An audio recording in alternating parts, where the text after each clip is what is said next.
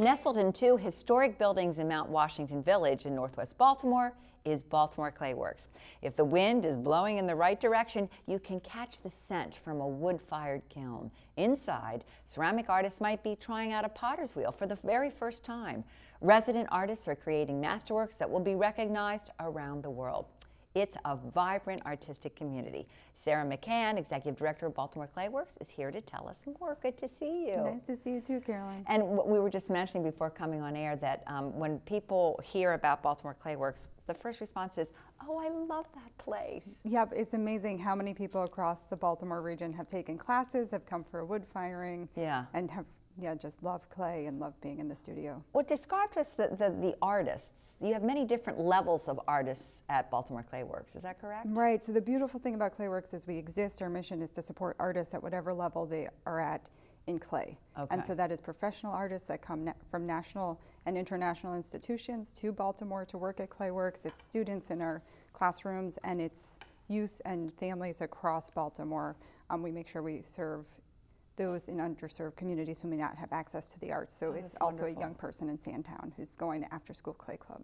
Okay, and we'll talk about that in a little bit too, in more specifics. But so the work can be functional and also sculptural, is that right? So what kinds of work is created there? So we have artists that do both, and the interesting thing is to watch. Sometimes our functional potters will start to influence our sculptural artists, and vice versa. Our artists have actually started to organize their own tumbler event every year. So all of them make 10 tumblers to sell to help them go to the national conference. I see. And so it's interesting always to see the sculptural ones start making cups. Interesting. So, other forms of functional ceramics would be, you're saying tumblers, cups, mugs, bowls, anything and everything you eat off of in your home, you can get at Clayworks in ceramic. Now you have a lot of wonderful programs at Clayworks. One is called Community for All. Can you tell me about that? Yeah, so our community arts program, we do 20 to 30 off-site programs a year, both in Baltimore City and the surrounding region.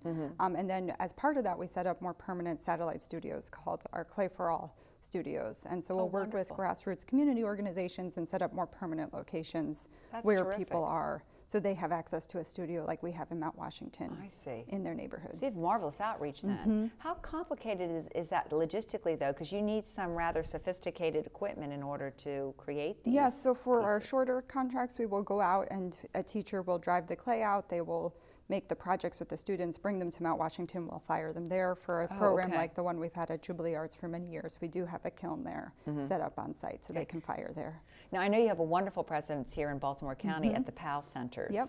Yeah, so we have done, I think it's 3 or 4 years running now, programs at the PAL centers, and so students learn hand building, they do coil, slab, and pinch pots, and we bring them back to Mount Washington, fire them, and bring them back. Last year we had a great visiting artist, Jill Hutton, who inspired all the workshops, and they had an exhibition at Clayworks. Oh, that's terrific. Now, one of the things I love about Clayworks, besides all the wonderful work that's created there and the artists, is the space itself. Can you tell me, it's kind of quirky. It's actually 2 buildings. Yeah, we have 2 buildings. One is a former Enoch Pratt Free Library building, and the other is a convent. And so our studio's in the old library. And they're both historic, so they have a great kind of sense of history. They do. Yep. And the beautiful thing about the studio is you can see people making. There's a balcony. You can look over into the classrooms. You can see everybody working on their pieces. So there's a great sense of community and collaboration. Okay. And then I know you have an exhibit going on right now through March. What's that? Right now it's Teapots 8. So we have a biannual teapot exhibition. So there's teapots that look like figures, that look like gnarly